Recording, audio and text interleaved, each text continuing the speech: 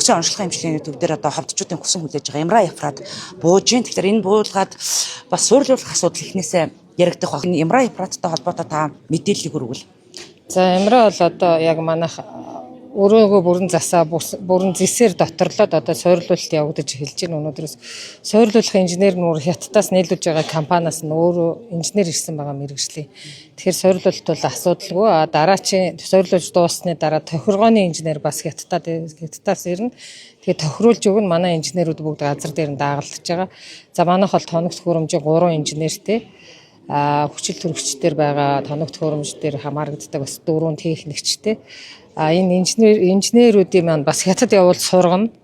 За бас хотод ийм ижлэхэн яг ийм Имра бол нэг ажилдаг UB-д Улаанбаатар медэд ажилдаг. Тэн дээр одоо техникчд болон инженерүүдийг авчиж бас ажлын байрны сургалт хийж байгаа. Энэ нийлүүлэлтийн одоо төсөл тендерт нь бүгд энэ сургалтууд нь орцсон байгаа. Тэгэхээр сургагдана харин цаашид нөгөө сервис аягүй өндөртэй, явцын ийм засвар үйлчилгээ их өндөртэй байдаг. Ялангуяа гээлтэй байх тусмаа гээлийн тог тасрангуут гээлэн цацагдаал дахиж гээл шахах хэрэг гардаг их мэтчлэн бид нар тэгээд энэ дээр нь бас аль болохоор ярилцаад гэлгүүг авсан. Гэхдээ бол маш өндөр үнэтэй тоногт хөрөмж учраас өндөр үнийн дүнтэй одоо сервис буюу засвар үйлчилгээ хугацаанд шаарддаг. Тэрийг одоо цаашид байгууллагынхаа яам руу уламжлаад ч юм уу орон нутгийн төсөвт суулгаад одоо цаг хугацаанд сервисийг хийгээ яваад байвал асуудалгүй гэсэн үг.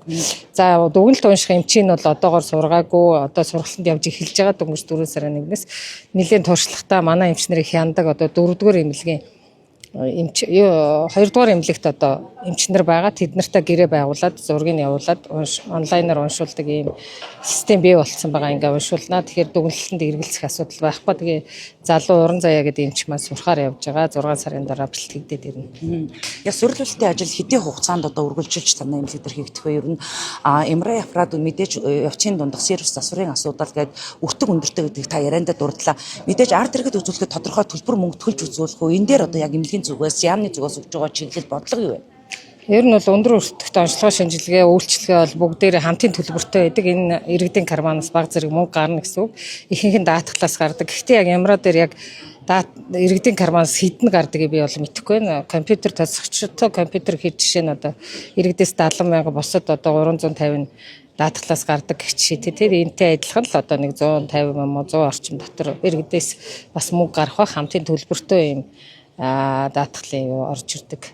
Тийм тогтоол байдаг. Тогтоолд бол юу бол суурилуулалт хэр удаа явагдахыг би мэдэхгүй байна. Ямар ч гэсэн 4 сарын 1-нд ашиглалтанд өгнө гэсэн байгаа. Одоогийн байдлаар энэ суурилуулалт явагдаад тохиргоо хийгдэх нь арай амжихгүй болов гэж би тооцож байна. Яг нарийн мэдээлэл авъя гэвэл газар дээр нь очиод хотоос ирсэн инженерүүдээс яриа авч болно. Хятадаас одоо инженер техник ажилчид ирж одоо суурилуулах үйл ажиллагаа хийж байгаа гэж бодохоор энэ Имра Ефрат нь бүгд нэг Хятад ард улсад үйлдвэрлэх запраад гэхүү хэдэн онд одоо үйлдвэрлээс гарсан юм аппарат их хичнээн төгрөгийн төсөвтэй байна. За манайх чинь 4 тэрбум зарласаа. Тэгээ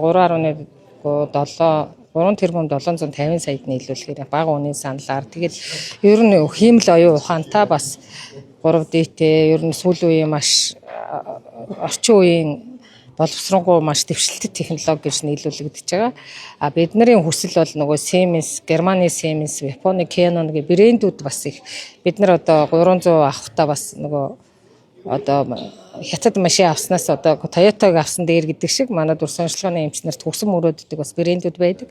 Тэр мань харахаа авч чадаагүй манай төсвөлгдсөн мөнгөнд бол багтахгүй тэр нь одоо 6 тэрбум хүрэхээр тийм шилдэг брэндүүд нь бол тийм байсан. Гэхдээ энэ бол Хятадын маш сүүлийн үеийн маш сайн технологи гэсэн. Тэгэхээр одоо бас тэр талаар нарийн мэдээллийг бас манай Хятадын инженерүүд байгаа дээр сайн мэдээлэл авах гэсэн. Манай Нарантуй инженер бас маш сайн мэдж байгаа.